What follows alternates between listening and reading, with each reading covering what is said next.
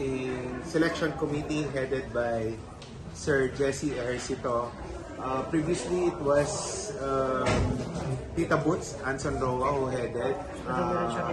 Meron lang siyang entry kasi, so there is a conflict of interest. That's why when she informed us, nag-resign siya. So si Sir Jesse Ejercito po ang head natin ngayon ng selection committee. Ayan pala si Sir Jesse. So, again, si Sir Jesse po ang ating head ng selection committee this year. And kanina po nagkaroon ng deliberation. Meron pong 26 total entries. Record po so far sa script entries. So, 26 po yung pinagpilian. Sabi po nila medyo mahirap daw po dahil talagang magaganda yung mga pelikula. Ang mga nakalista pong artista ay malalaki. So, we're excited. Hindi ko na po pagtatagalin. Si Sir Jesse po ang magbabanggit ng title, kung ano yung pelikula, at si Sir Roy ang magbibigay ng synopsis kung anong pelikula o anong istorya ng pelikula na napili. Sir Jesse? Yeah. 4 out of 26 were chosen from the scripts. There will be another 4 which will be chosen from the finished films later on. Hindi na pagtatagalin. Usually arranged in alphabetical order indeed through the ratings. The first 4 is number 1, A Mother and Son's Daughter by Cineko Productions, starring Sharon Cuneta and Alden-Sharon. The genre is drama. Executive producers are Enrico, Patrick Menses, and Jacky. Director is Nuel, Naval. And the scriptwriter is Mendoza-Del Rosario. Okay. The film tells the story of Maricar, whose world revolves around her son, Matteo, who she raised single-handedly.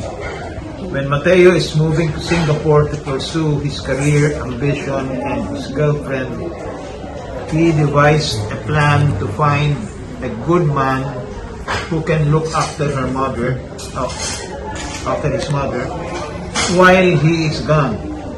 At first, this made Maricar furious, but eventually she saw the pure intention of her son. The separation and distance made Maricar discover her happiness outside her son. On the other hand, being away from Maricar made Matteo realize that truly home is where the heart is. That's the synopsis. And the second is AMPON by Quantum Films, starring Beauty Gonzales and Derek Ramsay. The genre is horror thriller. Executive producers are Josabeth, Alonso. The director is King Paliso, and the scriptwriter is Dodo, Dayao. After 8 years of marriage, a childless couple named Clark and Eileen meet a little girl who one day came knocking at their door claiming to be Clark's child. Despite the unexpected situation, the wife accepts the child and temporarily fosters her while figuring the next steps.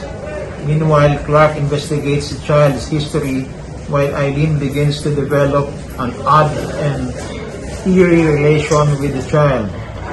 Also, strange occurrences happen around the couple's life, with ominous voices, visions of death and rebirth, and night stalkers that all escalate the paranoia in the household.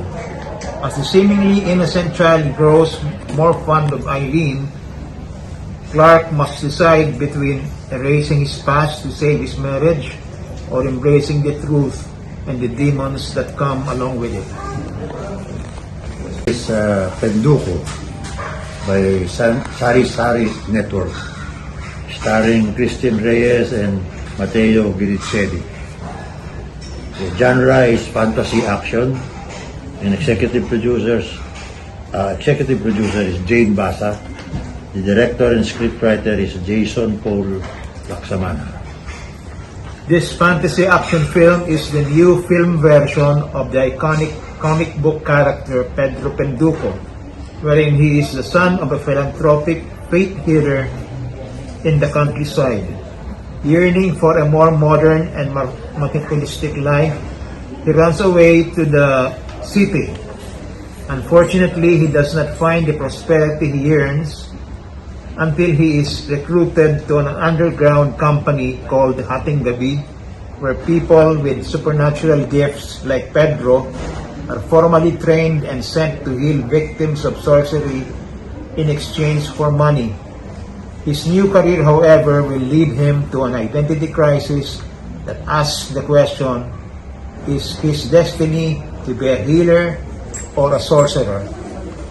And the fourth is Rewind by ABS-CBN Film Productions, starring Marian, Rivera, and Dingdong Dantes. The genre is romance drama.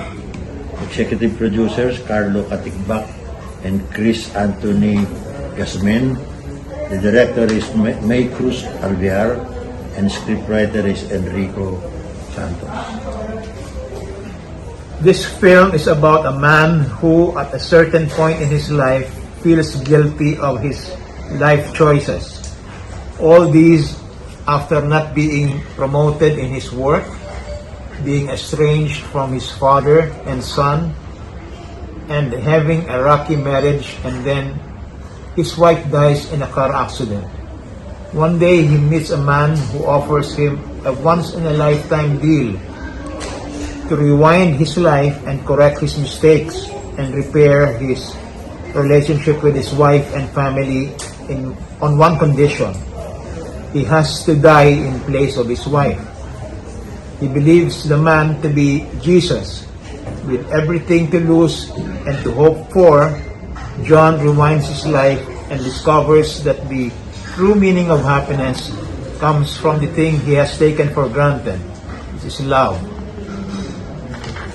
Looking for official entries to complete the MMF 2010-3 will come from the finished film submission. The deadline for the finished film submission is September 29.